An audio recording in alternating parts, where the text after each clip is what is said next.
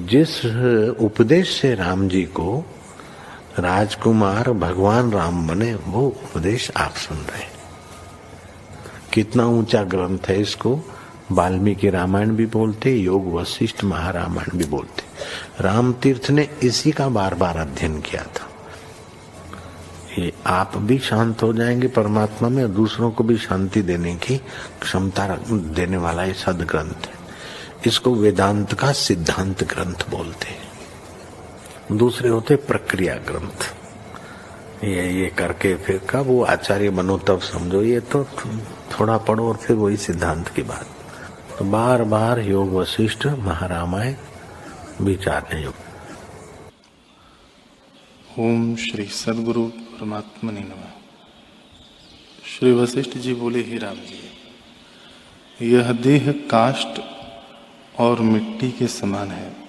जैसे स्वप्न में चित्त के फूरने से देह भासता है, वैसे ही यह देह भी चित्त से कल्पित है, और चित्त ही चैत्य संबंध से जीव पद को प्राप्त हुआ है।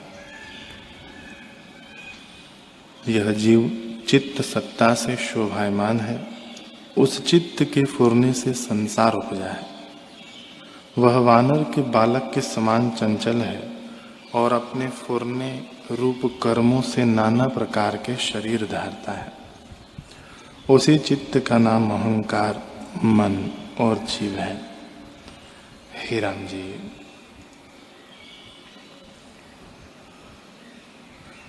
जब तक देह में अभिमान होता है तब तक सुख और दुख भोगता है, इच्छा करता है।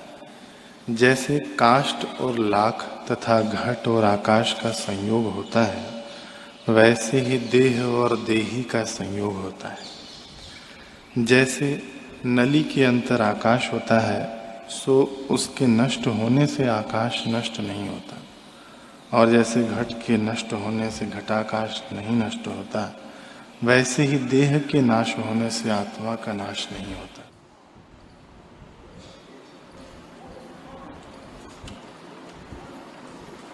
ओम श्री सद्गुरु परमात्मने नमः।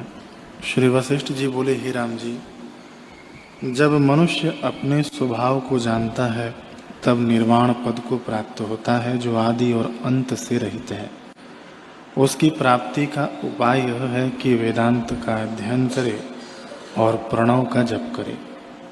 जब इनसे थके तब समाधिस्थ हो, और जब फिर थके तब वही पूर्व स्थिति में आकर मनन करे। जब ऐसे दृढ़ अभ्यास हो तब उस पद को प्राप्त होगा जो संसार का पार है। जब उस पद को पाया तब परम शांति को प्राप्त होगा और स्वच्छ निर्मल अपने स्वभाव में स्थित होगा। हे राम जी, संसार बड़ा गंभीर है, इसका तरना कठिन है। जिसको इससे तरने की इच्छा हो, उसका यह कर्तव्य है कि वेदांत का अध्ययन, प्रणव का जप और चित्त को स्थिर करे। जब ऐसा उपाय करे तब ईश्वर उस पर प्रसन्न होंगे और उसके हृदय में विवेक उत्पन्न होगा, जिससे संसार असत्य प्रतीत होगा और संत जनों का संग प्राप्त होगा। संत जनों का आचार शुभ है। वे परम शांत, गंभीर और अनुभव रूपी फल से युक्त वृक्ष हैं। ऐसे संत जनों की संगति जब प्राप्त होती है तब जगत के राग द्वेष रूपी तम मिट जाते हैं। जैसे चंद्रमा की किरणों से मनुष्य शीतल होता है, वैसे ही संत जनों के वचन से शांति होती है। ओम श्री सद्गुरु परमात्मने नमः। श्री वशिष्ठ जी बोले, हे राम जी, जैसे मृग तृष्णा की नदी भ्रांति से भासती है, वैसे ही अज्ञान से सुख और दुख की कल्पना होती है। इससे तुम सुख दुख की कल्पना को त्याग के अपने स्वभाव सत्ता में स्थित हो रहो। बड़ा आश्चर्य है कि ब्रह्म तत्व सत्य स्वरूप है, पर मनुष्य उसे भूल गया है, और जो असत्य अविद्या है उसको बारंबार स्मरण करता है। ऐसी अविद्या को तुम मत प्राप्त हो। हे राम जी, मन का मनन ही अविद्या है और अनर्थ का कारण है। इससे जीव अनेक भ्रम देखता है। मन के फुरने से अमृत से पूर्ण चंद्रमा का बिंब भी नरक की अग्नि समान भासता है और बड़ी लहरों, तरंगों और कमलों से युक्त जल भी मरुस्थल की नदी समान भासता है। जैसे स्वर्ग में बैठे हुए को भी स्वप्न में नरकों का अनुभव होता है, वैसे ही आनंद रूप आत्मा में प्रमाद से दुख का अनुभव होता है। हे राम जी, अज्ञानी को मन के फुरने से शून्य अणु में भी संपूर्ण जगत भ्रम दिखता है। जैसे राजा लवण को सिंहासन पर बैठे चांडाल की अवस्था का अनुभव हुआ था। इससे संसार की वासना को तुम चित्त से त्याग दो। यह संसार वासना बंधन का कारण है। सब भावों में बरतो, परंतु राग किसी में न हो।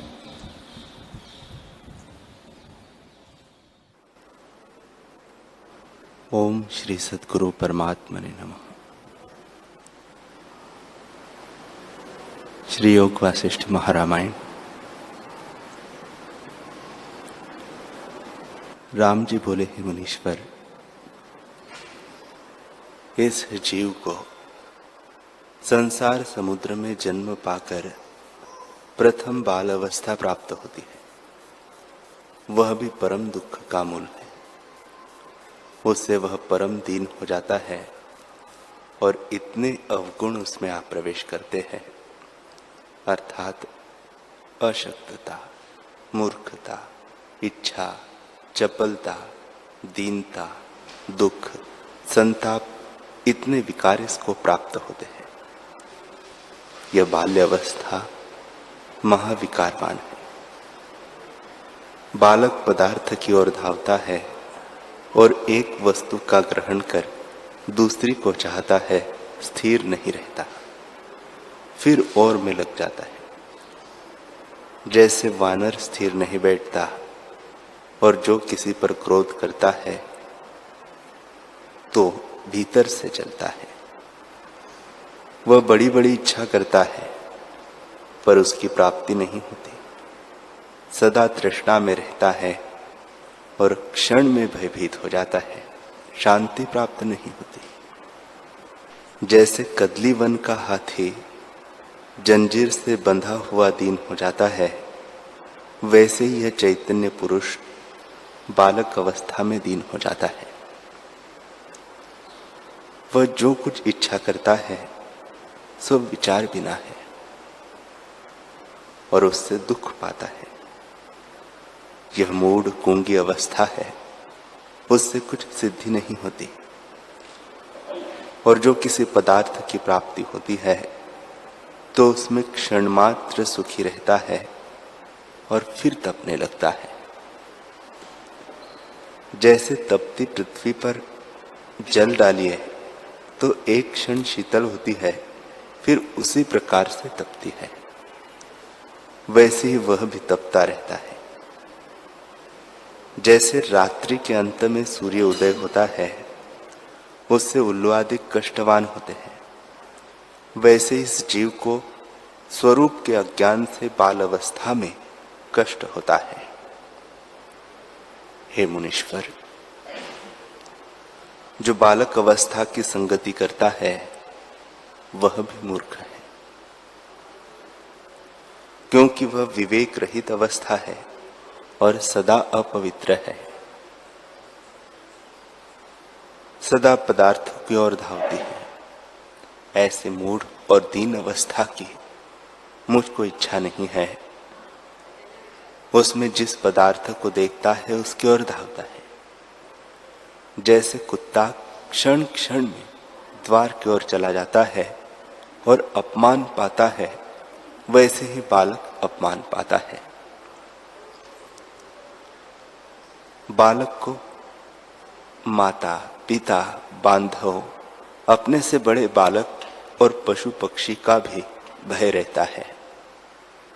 हे मुनीश्वर, ऐसे दुख रूपी अवस्था की मुझको इच्छा नहीं। जैसे स्त्री के नयन और नदी का प्रवाह चंचल है, उससे भी मन और बालक चंचल है। और सब चंचलता बालक के कनिष्ठ है। हे मुनीश्वर, जैसे वैश्या का चित्त एक पुरुष में नहीं ठहरता, वैसे ही बालक का चित्त एक पदार्थ में नहीं ठहरता और उसको यह विचार भी नहीं होता कि इस पदार्थ से मेरा नाश होगा, वह कल्याण होगा। बालक ऐसी ही व्यर्थ चेष्टा करता है, सदा दीन रहता है और सुख दुख की इच्छा से तपायमान रहता है। जैसे ज्येष्ठ आषाढ़ में पृथ्वी तपायमान होती है, वैसे ही बालक तपता रहता है और शांति कदाचित नहीं पाता। जब विद्या पढ़ने लगता है, तब गुरु से ऐसा भयभीत होता है जैसे कोई यम को देख भय पावे और जैसे गरुड़ को देख करके सर्प डरे। जब शरीर में कोई कष्ट प्राप्त होता है, तब भी वह बड़े दुख को प्राप्त होता है और उस दुख को निवारण नहीं कर सकता और सहने की भी सामर्थ्यता नहीं होती। भीतर ही जलता है और मुख से कुछ बोल नहीं सकता। जैसे वृक्ष कुछ बोल नहीं सकता और जैसे पशु पक्षी दुख पाता है, न कुछ कह सकते हैं, न दुख का निवारण कर सकते हैं, भीतर ही भीतर जलते हैं, वैसे ही बालक भी गूंगा और मूढ़ होकर दुख पाता है। हे मुनीश्वर, ऐसे बाल अवस्था की इच्छा करने वाला मूर्ख है। यह तो परम दुख रूप अवस्था है। इसमें विवेक और वैराग्य भी कुछ नहीं होता। बालक खाने को पाता है, रुदन करता है, ऐसी अवगुण रूप अवस्था मुझको नहीं सुहाती। जैसे बिजली और जल के बुदबुदे स्थिर नहीं रहते, वैसे ही बालक भी कदाचित स्थिर नहीं रहता। हे मुनीश्वर, यह महामूर्ख अवस्था है। इसमें कभी कहता है कि हे पिता, मुझको बर्फ का टुकड़ा भून दे, और कभी कहता है कि मुझको चंद्रमा उतार दे। यह सब मूर्खता के वचन है। इससे ऐसी मूर्ख अवस्था को मैं अंगीकार नहीं करता। जैसे दुख का अनुभव बालक को होता है, वह हमारे स्वप्ने में भी न आया। यह बाल्य अवस्था अवगुण का भूषण है और अवगुण से शोभित है। ऐसी नीच अवस्था को मैं अंगीकार नहीं करता। इसमें गुण कोई भी नहीं है। श्री राम जी बोले, हे मुनीश्वर, दुख रूप बाल्य अवस्था के अनंतर युवावस्था आती है। सो नीचे से ऊंचे चढ़ती है। वह भी उत्तम नहीं, अधिक दुखदायक है। जब युवावस्था आती है, तब काम रूपी पिशाच आ लगता है। काम रूपी पिशाच युवावस्था रूपी गड्ढे में आ स्थित होता है, चित्त को फिराता है और इच्छा पसारता है। जैसे सूर्य के उदय होने से सूर्यमुखी कमल खिलाता है और पंखुड़ियों को पसारता है, वैसे ही युवावस्था रूपी सूर्य उदय होकर चित्त रूपी कमल और इच्छा रूपी पंखुड़ियों को पसारता है। फिर जैसे किसी को अग्नि के कुंड में डाल दिया हो और वह दुख पावे, वैसे ही काम के वश हुआ दुख पाता है। हे मुनीश्वर, जो कुछ विकार है सो सब युवावस्था में प्राप्त होते हैं। जैसे धनवान को देख के सब निर्धन धन की आशा करते हैं, वैसे ही युवावस्था को देखकर सब दोष इकट्ठे होते हैं। जो भोग को सुखरूप जानकर भोग की इच्छा करता है, वह परम दुख का कारण है। जैसे मद्य का घट भरा हुआ देखने मात्र सुंदर लगता है, परंतु जब उसको पान करे तब उन्मत्त होकर दीन हो जाता है और निरादर पाता है, वैसे ही भोग देखने मात्र में सुंदर भासते हैं, परंतु जब इनको भोगता है तब तृष्णा से उन्मत्त और पराधीन हो जाता है। हे मुनीश्वर, यह काम, क्रोध, लोभ, मोह और अहंकार आदि सब चोर युवा रूपी रात्रि को देखकर लूटने लगते हैं और आत्मज्ञान रूपी धन को ले जाते हैं। इससे जीव दीन होता है। आत्मानंद के वियोग से ही जीव दीन हुआ है। हे मुनीश्वर, ऐसे दुख देने वाली युवावस्था को मैं अंगीकार नहीं करता। शांति चित्त को स्थिर करने के लिए है, पर युवावस्था में चित्त विकारों की ओर धावता है। जैसे बाण लक्ष्य की ओर जाता है, तब उसको विषय का संयोग होता है और विषय की तृष्णा निवृत्त नहीं होती और तृष्णा के मारे जन्म से जन्मांतर में दुख पाता है। हे मुनीश्वर, ऐसे दुखदायक युवावस्था की मुझको इच्छा नहीं है। हे मुनीश्वर, जैसे प्रलय काल में सब दुख आकर स्थित होते हैं, वैसे ही काम, क्रोध, लोभ, मोह, अहंकार, चपलता इत्यादि सब दोष युवावस्था में आकर स्थित होते हैं, जो सब बिजली की चमक से है होके मिट जाते हैं। जैसे समुद्र तरंग होकर मिट जाते हैं, वैसे ही यह क्षण भंगुर है और वैसे ही युवावस्था होके मिट जाती है। जैसे स्वप्न में कोई स्त्री विकार से छल जाती है, वैसे ही अज्ञान से युवावस्था छल जाती है। हे मुनीश्वर, युवावस्था जीव की परम शत्रु है। जो पुरुष इस शत्रु के शस्त्र से बचे हैं, वही धन्य है। इसके शस्त्र काम और क्रोध है। जो इनसे छूटा, वह वज्र के प्रहार से भी न छेदा जाएगा, और जो इनसे बंधा हुआ है, वह पशु है। हे मुनीश्वर, युवावस्था देखने में तो सुंदर, परंतु भीतर से तृष्णा से जर्जरीभूत है। जैसे वृक्ष देखने में तो सुंदर हो, परंतु भीतर से घुन लगा हुआ हो, वैसे ही युवावस्था है। जो भोगों के निमित्त यत्न कराती है, वे भोग आपात रमणीय है। कारण यह है कि जब तक इंद्रियों और विषयों का संयोग है, तब तक अविचार से भला लगता है, और जब वियोग होता है तब दुख होता है। इसलिए भोग करके मूर्ख प्रसन्न और उन्मत्त होते हैं, उनको शांति नहीं होती। भीतर सदा तृष्णा रहती है और स्त्री में चित्त की आसक्ति रहती है। जब इष्ट वनिता का वियोग होता है, तब उसको स्मरण करके जलता है।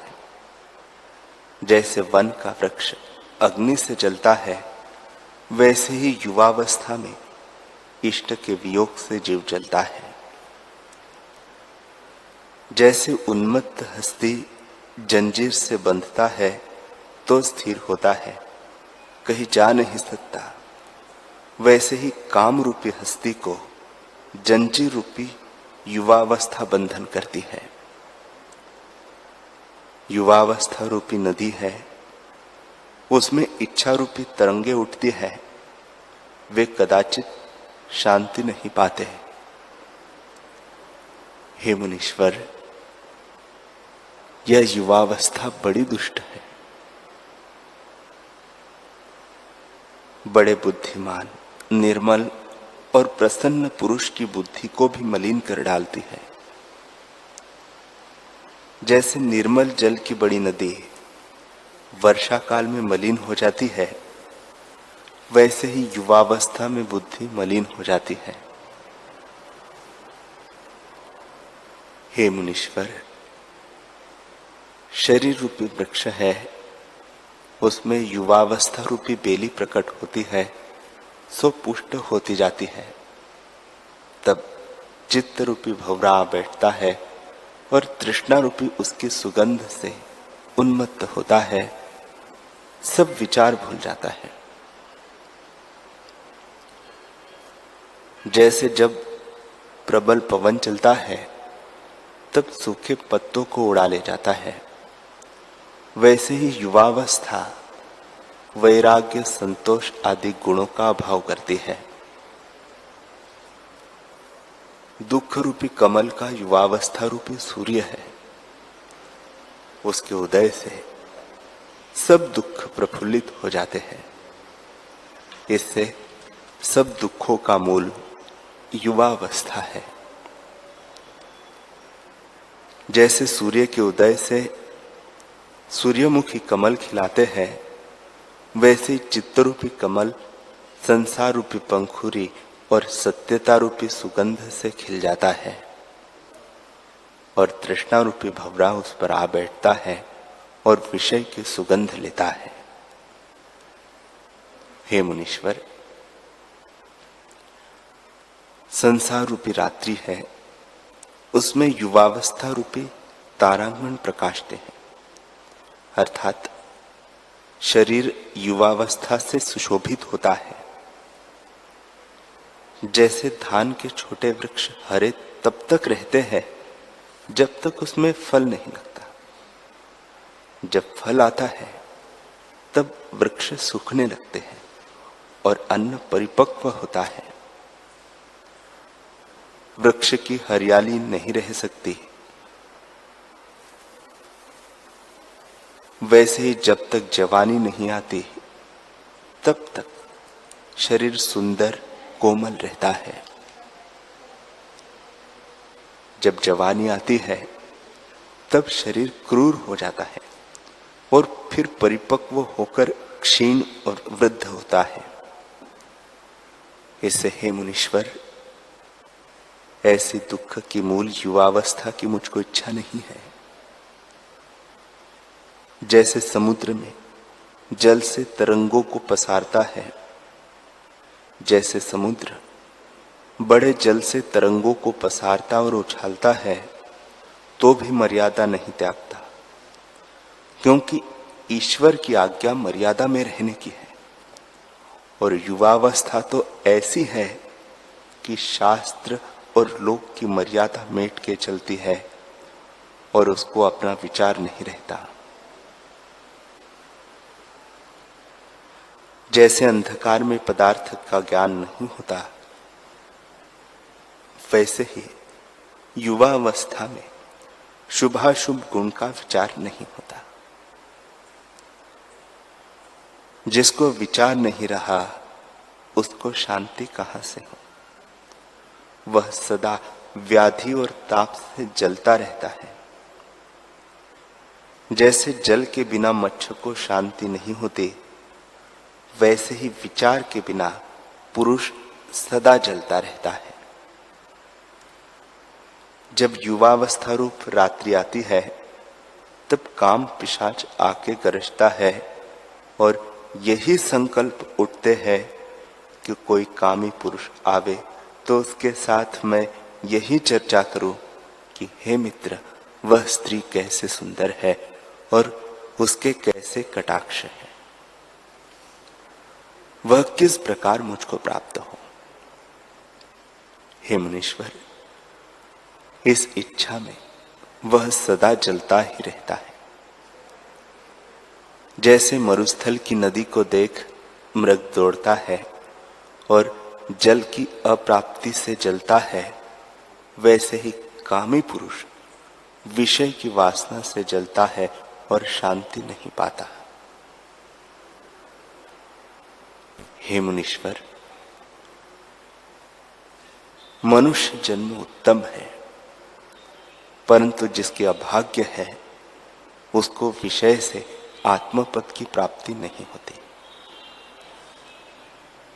जैसे किसी को चिंतामणि प्राप्त हो और वह उसका निरादर करे, उसका गुण न जानकर डाल दे, वैसे ही जिस पुरुष ने मनुष्य शरीर पाकर आत्मपद नहीं पाया, वह बड़ा अभागी है और मूर्खता से अपने जन्म को व्यर्थ खो डालता है।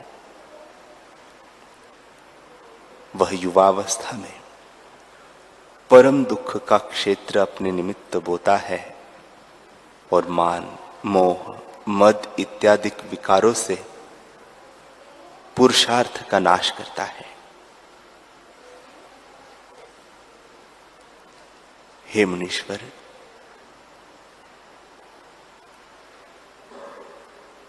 युवावस्था ऐसे बड़े विकारों को प्राप्त करती है जैसे नदी वायु से अनेक तरंग पसारती है, वैसे ही युवावस्था चित्त के अनेक कर्मों को उठाती है।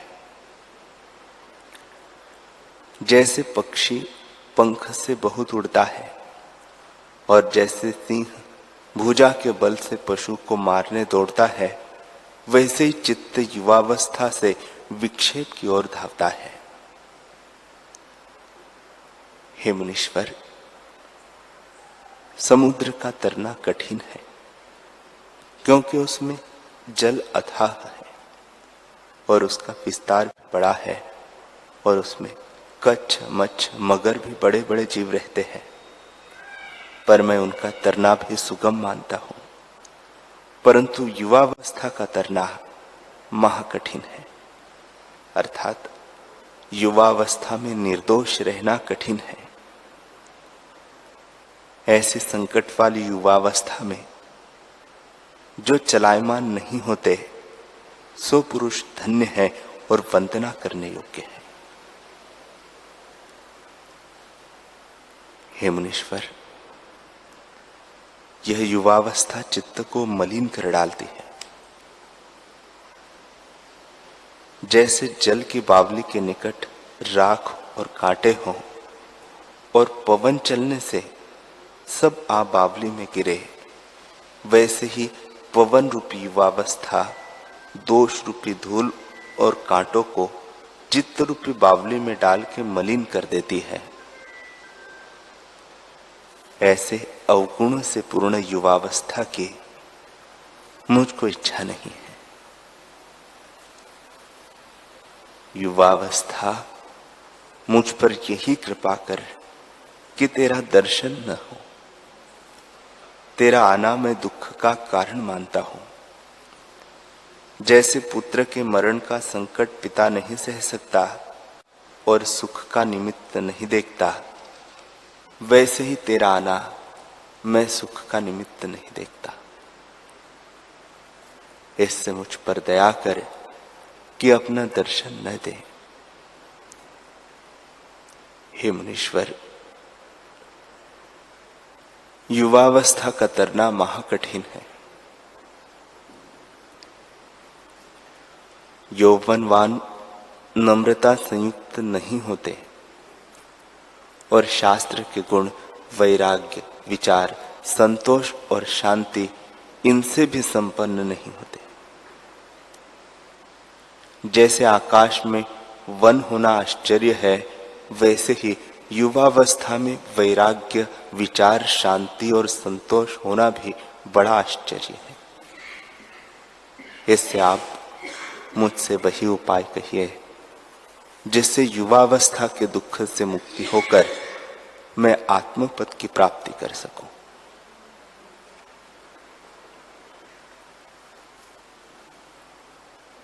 हरि ओम।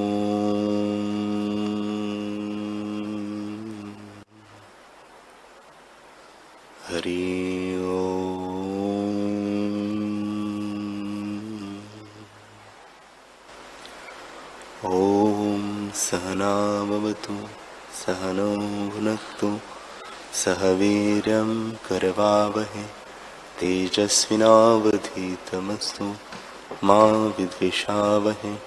ॐ शान्तिः शान्तिः शान्तिः। श्री सद्गुरुदेव भगवान की जय।